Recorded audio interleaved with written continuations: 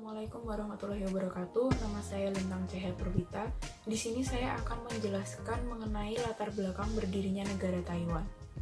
Jadi, setelah akhir dari masa pemerintahan dinasti Qing, terdapat dua kelompok besar, yaitu kelompok nasionalis Kuomintang yang dipimpin oleh Chiang Kai-shek dan kelompok komunis Gongcandang yang dipimpin oleh Mao Zedong. Kelompok komunis Kuomintang sangat membenci kelompok komunis Gongcandang dikarenakan pimpinannya yaitu Chiang Kai-shek tersebut yang ingin membasmi seluruh ideologi komunis maupun orang-orang yang berhaluan komunis di Tiongkok. Hal tersebut menjadikan Chiang Kai-shek melakukan perang saudara terhadap Gongcandang demi terjadinya pembasmian secara besar-besaran terhadap masyarakat beraliran komunisme. Di bawah kepemimpinan Chiang, dia melakukan perang saudara besar-besaran untuk membunuh para komunis Cina, yaitu para Gongcandang, dengan banyak sekali pasukan militer yang dikerahkan untuk melakukannya. Seluruh kekuatan militer yang ia kerahkan tersebut sampai-sampai harus menarik pasukan militer Tiongkok yang berada di Kepulauan Manchuria untuk kembali melakukan perang saudara terhadap para Gongcandang. Melihat dari celah yang ditinggalkan oleh Cina tersebut, membuat Jepang mulai menduduki Kepulauan Manchuria dan mulai mengklaim bahwa Manchuria itu adalah kepemilikannya. Mendengar hal itu, Chiang Kai-shek tetap berorientasi untuk membunuh seluruh orang-orang komunis di negaranya. Chiang semakin gencar untuk melakukan pemburuan, pemusnahan terhadap orang-orang komunis Gongcandang. Chiang langsung diangkat menjadi seorang pemimpin secara de jure bagi pemimpin rakyat Cina. Tiongkok dapat disatukan oleh Kuomintang di bawah kepemimpinannya. Walaupun mengalami banyak kekalahan, Gongcandang masih belum benar-benar habis dan mereka mengumpulkan banyak rakyat yang sangat membenci Kuomintang untuk bergabung bersama mereka. Masyarakat yang mendukung kelompok komunis tersebut dan mengikuti alirannya itu dikarenakan mereka sangat membenci kelompok Kuomintang karena pembunuhan massal yang mereka lakukan. Chiang dari nasionalis Kuomintang membiarkan Jepang untuk mengambil Kepulauan Manchuria.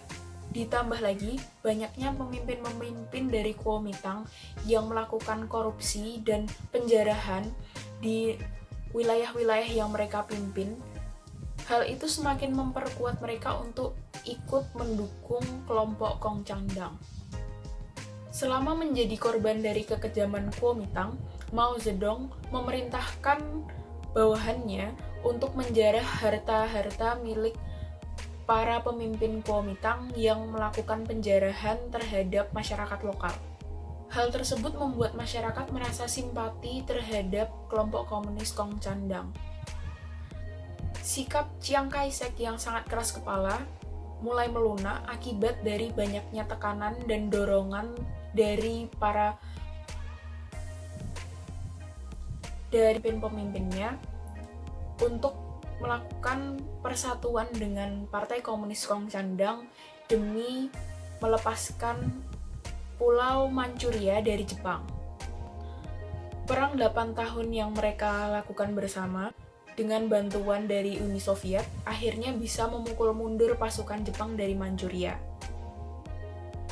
Ditambah lagi dengan pengeboman di Hiroshima dan Nagasaki yang membuat Tiongkok akhirnya terbebas dari penjajahan Jepang. Setelah hal itu, akhirnya pemimpin dari Kuomintang dan Gongcandang melakukan gencatan senjata. Setelah upaya gencatan senjata, Chiang masih tetap terhadap pemikirannya, yaitu untuk menghapuskan seluruh tindakan orang-orang komunis yang berada di Tiongkok. Karena ia menganggap komunisme itu adalah penjahat yang berada di dalam wilayahnya. Tidak lama setelah kejadian gencatan senjata tersebut, Kuomintang kembali melakukan perang melawan Kongcandang yang mengalami banyak kekalahan dan menyisakan sedikit pasukannya. Ketika pihak komunis sudah dirasa akan habis, tiba-tiba marsekal dari Amerika Serikat mendatangi Chiang dan mengatakan bahwa Perang Dunia Kedua sudah usai dan akan adanya perdamaian di seluruh dunia. Hal tersebut membuat Chiang harus melakukan gencatan senjata terhadap para komunis, Kongcandang, serta masyarakat-masyarakat yang memiliki pemikiran komunis. Misi Marshall di sini adalah dia ingin menghentikan perang saudara tersebut serta memberikan dana untuk membangun Tiongkok kembali. Hal tersebut dimanfaatkan oleh para Kongcandang dan para pemikir komunis untuk melakukan kerjasama dengan Uni Soviet agar dibeli pelatihan militer dan akhirnya dapat menyerang kembali pasukan Kuomintang. Tan senjata tersebut membuat Mao Zedong berpikir untuk menarik perhatian bagi para masyarakat yang merasa kecewa atas kepemimpinan Chiang Kai-shek, ingin menarik simpati dari mereka. Akibat dari banyaknya kejahatan yang sudah dilakukan oleh kelompok nasionalis Kuomintang, yaitu korupsi, pembantaian besar-besaran, dan lain sebagainya, membuat masyarakat Tiongkok menjadi geram dan ikut andil menjadi salah satu dari pasukan Kongcandang. Perang saudara kali ini kembali pecah, namun para prajurit dan militer milik Kongcandang lebih siap dikarenakan mereka sudah berlatih militer bersama kelompok militer Uni Soviet serta dukungan dari rakyat Tiongkok. Secara luas, pemikiran komunisme sudah mulai dapat tersebar dari wilayah-wilayah desa yang paling kecil hingga ke perkotaan. Hal tersebut berakibat Pulau Manchuria seutuhnya dipegang oleh Mao Zedong di bawah kepemimpinannya.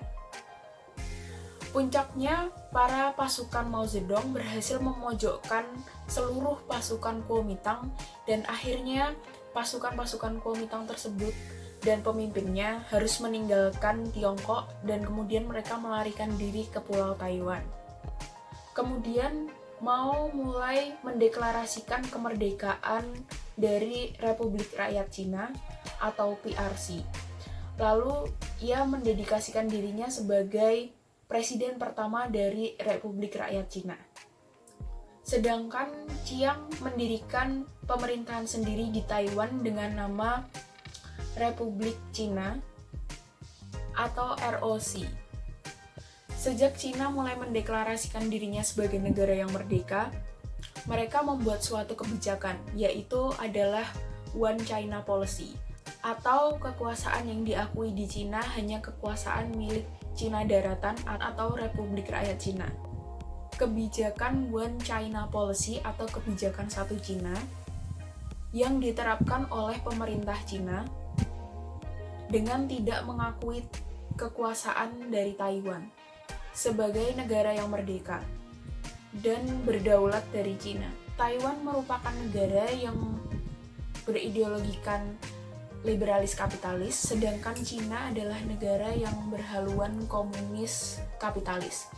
Hal tersebut dapat terjadi di Cina dikarenakan pada masa itu Deng Xiaoping mulai mengganti sistem perekonomiannya mereka menjadi one country two system, yaitu mereka tetap menggunakan ideologi komunis, namun di dalam praktik ekonominya mereka menggunakan kapitalis.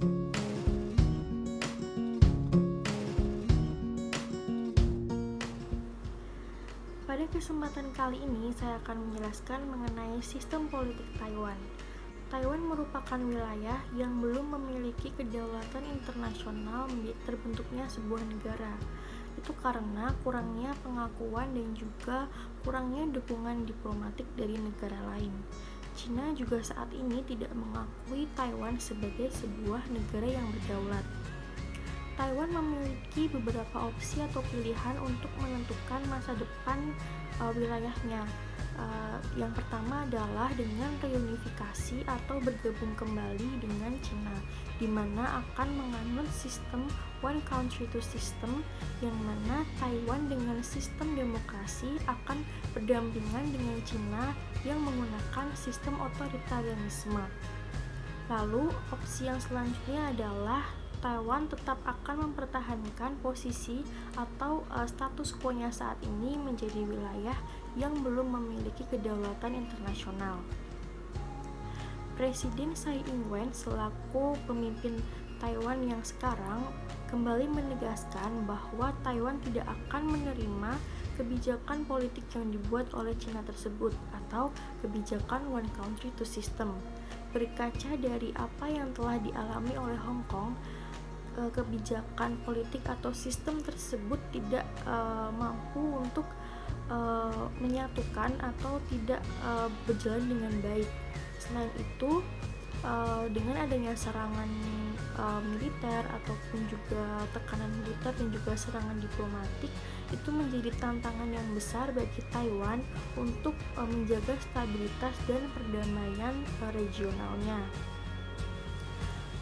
Presiden Tsai Ing-wen juga melakukan beberapa upaya untuk mengamankan demokrasi dan kebebasan yang berada di wilayah Taiwan.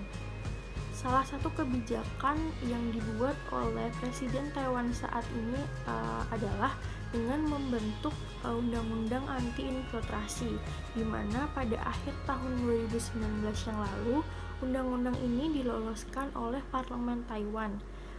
Tujuan utama dari undang-undang ini adalah untuk menjaga demokrasi dan kebebasan yang ada di Taiwan. Selain itu juga untuk mencegah ancaman dari luar yang diduga dari Cina.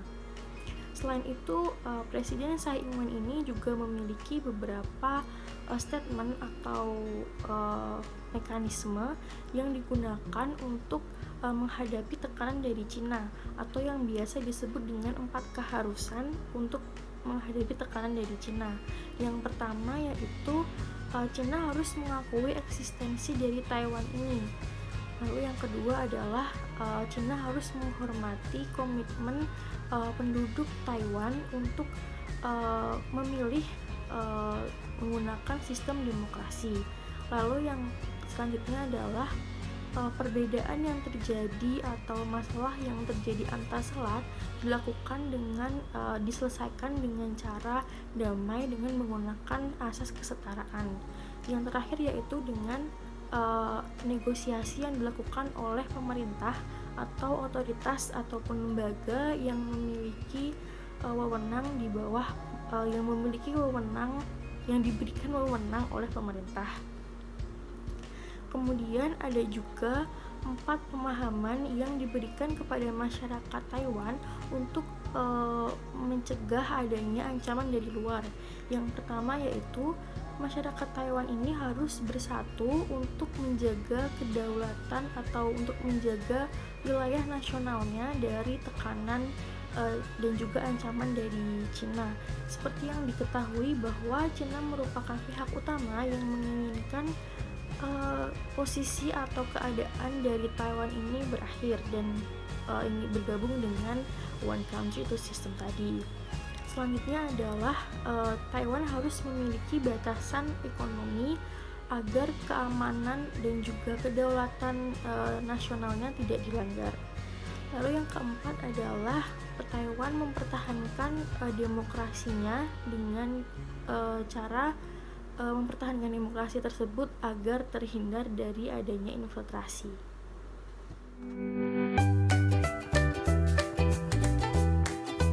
Saya akan menjelaskan tentang sistem ekonomi Taiwan. Pada awalnya, Taiwan menganut sistem ekonomi pertanian dan kemudian berubah menjadi sistem ekonomi modern. Lalu Taiwan mengubah sistem perekonomiannya lagi menjadi ekonomi pusat yang mana segala perekonomiannya diatur oleh negara. Taiwan merubah sistem perekonomiannya lagi, yang mana sistem tersebut dianut hingga sekarang, yakni sistem pasar, yang mana sistem ini mengarah pada kapitalisme pasar yang lebih dominan. Program pembangunan perekonomian Taiwan berlangsung sejak tahun 1952 hingga 1999. Pada periode ini merupakan masa peralihan masyarakat yang pada awalnya berbasis agrikultur menjadi masyarakat yang berbasis industri. Strategi, sasaran, dan pencapaian pembangunan perekonomian Taiwan terdiri dari 3 fase. Fase yang pertama yaitu pada tahun 1952 hingga 1962. Dalam fase ini, mereka fokus untuk membangun sumber daya dan infrastruktur sebagai titik tolak tahapan selanjutnya. Nah, dalam tahapan ini meliputi berbagai hal. Yang pertama yaitu dideklarasikannya situasi emergency degree pada tahun 1949 karena adanya ancaman dari ideologi komunis yang berasal dari Cina dan keberlangsungannya proses demokratisasi. Yang kedua yaitu perbaikan human capital melalui pendidikan terpadu di semua tingkatan. Nah, yang ketiga yaitu pertanian sebagai primadona dasar, meliputi gula, tekstil, padi, pisang, teh, dan lain-lain. Fase yang kedua yaitu pada tahun 1963 hingga 1980. Dalam fase ini merupakan masa peralihan dari yang awalnya agribisnis menjadi industri. Nah, dalam fase ini meliputi dideklarasikannya 10 proyek utama yang meliputi 6 proyek infrastruktur bidang transport, 3 infrastruktur bidang industri, dan 1 infrastruktur bidang power site. Fase yang ketiga yaitu pada tahun 1981 hingga 1999. Dalam fase ini terjadi perubahan struktur industri dan penguasaan pasar regional maupun internasional. Dalam fase ini dideklarasikan masa berakhirnya emergency degree dan pelaksanaan rencana besar kesiapan untuk menghadapi liberalisasi dan globalisasi dalam ekonomi. Dalam hal ini, peran Jepang juga berpengaruh dan mendominasi dalam pembangunan perekonomian Taiwan. Sepanjang tahun 1997 hingga 1999, nilai ekspor dari Jepang ke Taiwan lebih tinggi jika dibandingkan dengan nilai impor dari Taiwan. Selain itu, Jepang juga mengajarkan kepada Taiwan agar dapat memproduksi produk-produknya sendiri dan yang mana nantinya akan digunakan untuk memasok kebutuhan industri Jepang. Nah, strategi industrialisasi yang diterapkan oleh Jepang cukup sukses dilaksanakan di Taiwan. Dikarenakan sektor industri kecil hingga menengah terdorong lebih maju dalam meningkatkan kualitas produknya. Keberhasilan perekonomian Taiwan dapat dilihat ketika terjadinya krisis ekonomi besar-besaran dalam pasar Asia pada tahun 1997. Krisis tersebut tidak terlalu berpengaruh bagi perekonomian Taiwan jika dibandingkan dengan negara-negara Asia lainnya. Tingkat perekonomian Taiwan dapat dilihat dari nilai GDP-nya pada tahun 2006 yang mana menunjukkan peningkatan hingga 4% dan tingkat pengangguran di Taiwan ditunjukkan kurang dari 4%.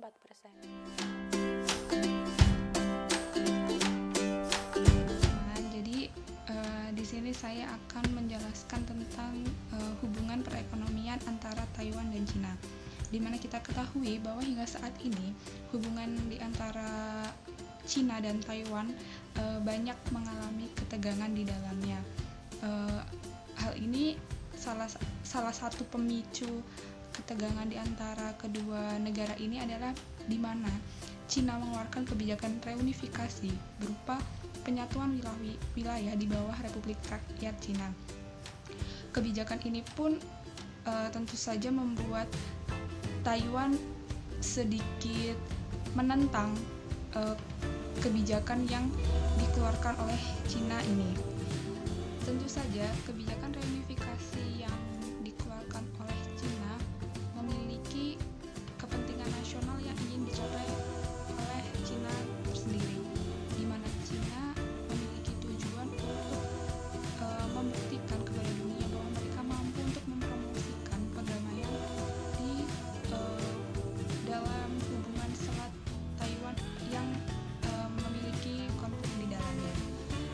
kebijakan reunifikasi yang dikeluarkan oleh Cina ini juga tentu saja memberikan beberapa dampak ke Taiwan, di mana Taiwan hingga saat ini tidak bisa menikmati kesahan mereka sebagai negara. Mereka hanya diakui sebagai negara de facto saja, dan hubungan diplomatik yang dilakukan oleh Taiwan dan negara-negara lain diwakili oleh diplomat mereka, tetapi diplomat mereka bukan berasal dari kedutaan besar. Mereka berasal dari sebuah asosiasi saja. Hal ini juga sedikit merugikan untuk Taiwan itu sendiri. Perseteruan antara Taiwan dan Cina yang terjadi selama beberapa tahun silam belakangan ini menambah daftar ketegangan di antara mereka ketika kebijakan reunifikasi ini disahkan oleh Cina. Nah, hal ini membuat Taiwan sangat bersikeras untuk melepaskan diri dari Cina. Namun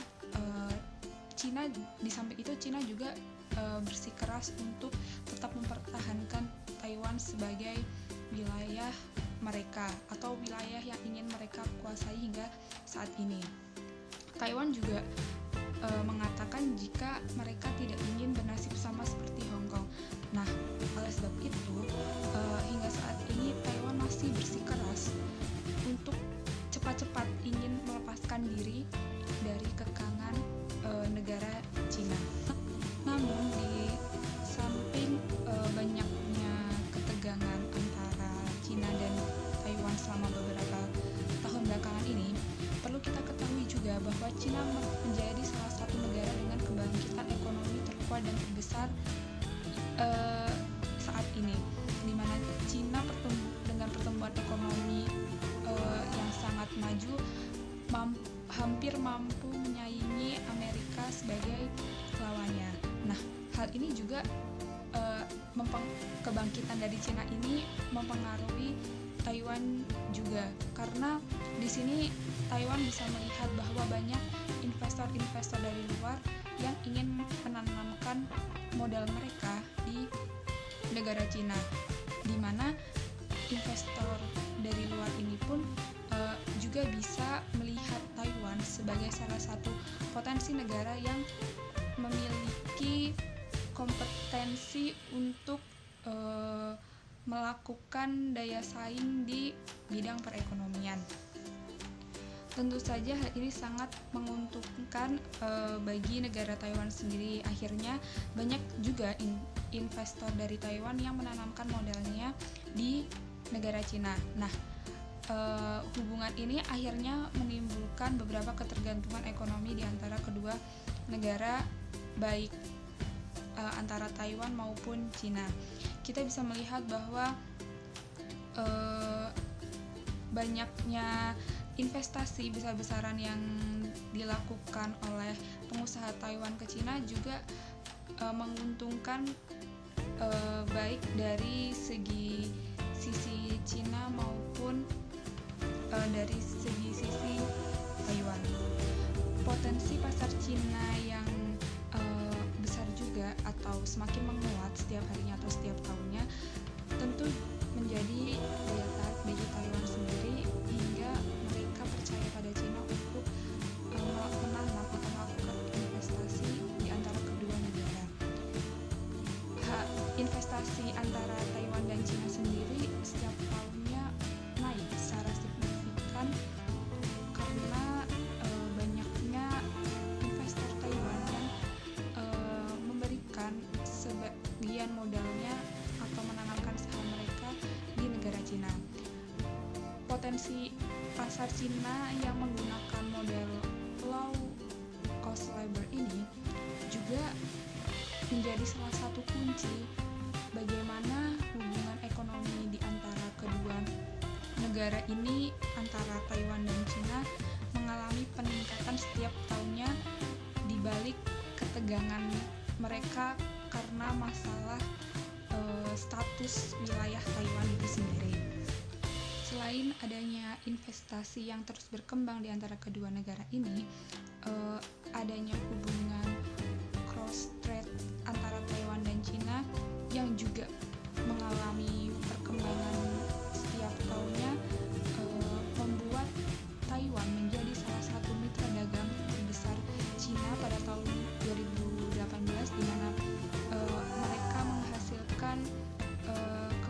sebesar 150,5 miliar US dollar.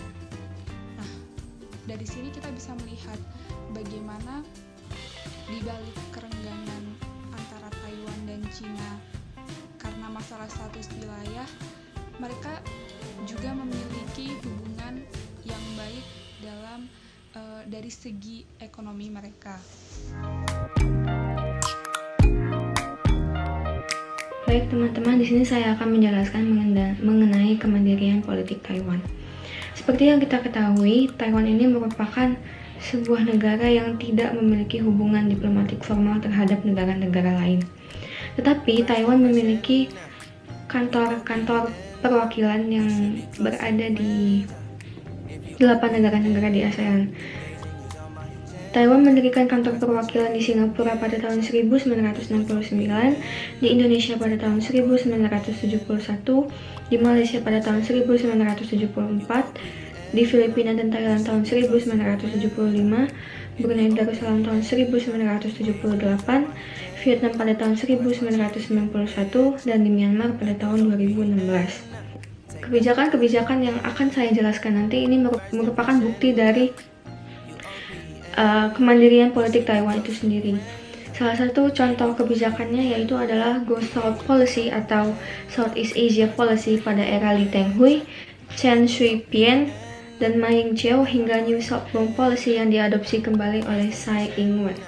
Sebelum membahas lebih lanjut, di sini saya akan menjelaskan faktor-faktor yang membentuk adanya kebijakan Go South Policy ini. Jadi pada tahun 1988, Lee Teng-hui itu mengambil alih kekuasaan di Taiwan. Pemimpin sebelumnya yaitu Chiang Kai-shek dan Chiang Ching-kuo itu mereka lebih menekankan pada prinsip One China, di mana mereka memutuskan hubungan-hubungan diplomatik dengan negara-negara lain yang berhubungan langsung atau memiliki hubungan diplomatik dengan Tiongkok. Nah, prinsip yang diterapkan oleh pemimpin-pemimpin tersebut menyebabkan berkurangnya hubungan-hubungan diplomatik antara Taiwan dengan negara-negara lain, yang mana hal tersebut diperlukan untuk sebagai prasyarat Taiwan untuk masuk ke dalam organisasi-organisasi internasional. Kemudian Taiwan ini menjalin hubungan dengan Asia Tenggara atau ASEAN dengan menggunakan kekuatan ekonomi untuk mencapai tujuan politik Taiwan tersebut. Salah satu upaya yang dilakukan oleh Taiwan adalah mendorong negara-negara di Asia Tenggara untuk memberlakukan undang-undang yang sama dengan apa yang Taiwan dan Amerika Serikat terapkan, yaitu Taiwan Relations Act pada tahun 1979. Kemudian, faktor lain pembentukan adanya Go South Policy ini adalah karena meningkatnya arus investasi dari Taiwan ke Tiongkok. Jadi, pada tahun 1990-an, Tiongkok merupakan negara yang memiliki perekonomian yang sangat besar. Oleh sebab itu, menyebabkan investasi Taiwan ke Tiongkok itu memiliki porsi yang lebih besar daripada investasi dari Taiwan ke Asia Tenggara. Nah, kemudian Go South Policy ini dibentuk untuk menghindari resiko ekonomi dan politik yang ditimbulkan dari meningkatnya arus investasi tersebut. Selain itu juga adanya Go South Policy ini untuk meningkatkan kerjasama dan hubungan antara Taiwan kepada negara-negara di Asia Tenggara. Pada tahun 1993, tepatnya pada bulan Desember, pemerintah mengajukan untuk meresmikan kebijakan tersebut kepada lembaga legislatif.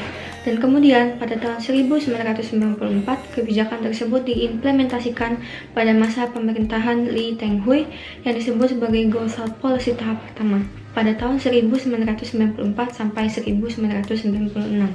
Go South Policy ini juga bisa dikatakan sebagai inisiatif untuk memperkuat hubungan antara Taiwan dengan negara-negara di Asia Tenggara.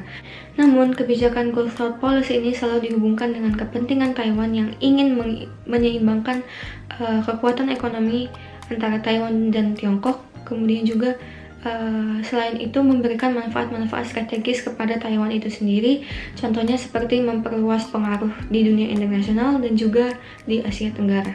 Tentunya hubungan yang dijalin antara Taiwan dan juga negara-negara di kawasan Asia Tenggara memiliki dampak yang positif ataupun memiliki hubungan timbal balik. Salah satu contohnya adalah Taiwan dapat memanfaatkan sumber daya alam, sumber daya manusia, dan juga pasar di ASEAN, sedangkan negara-negara anggota ASEAN dapat memanfaatkan investasi dan teknologi dari Taiwan. Selain itu, Taiwan juga memiliki peranan penting dalam memfasilitasi kewirausahaan di ASEAN dan juga menyediakan model inovasi bisnis untuk mereka. Selain memfasilitasi kewirausahaan terhadap negara-negara anggota ASEAN, Taiwan juga membentuk yang dinamakan industrial zones, di mana industrial zones ini berisikan bisnismen Taiwan yang akan berinvestasi di industrial zones di Asia Tenggara. Goshal Policy ini dibentuk berdasarkan pada pemikiran Lee Teng-hui yang pada saat itu berpikir bahwa jika Taiwan terus-terusan bergantung kepada ekonomi Tiongkok, maka itu akan membahayakan kedaulatan negara tersebut. Dalam hubungan yang dijalin antara Taiwan dan juga negara-negara ASEAN dalam Goshal Policy tersebut, hanya berfokus pada dua bidang, yaitu bidang politik dan bidang ekonomi. Dalam bidang ekonomi, Taiwan memberlakukan atau menerapkan bantuan-bantuan dan juga investasi terhadap negara-negara yang dituju. Sedangkan dalam bidang politik, Taiwan menggunakan vacation diplomacy untuk menjalin hubungan informal terhadap negara-negara yang tidak berniat memutuskan hubungan diplomatik dengan negara Tiongkok.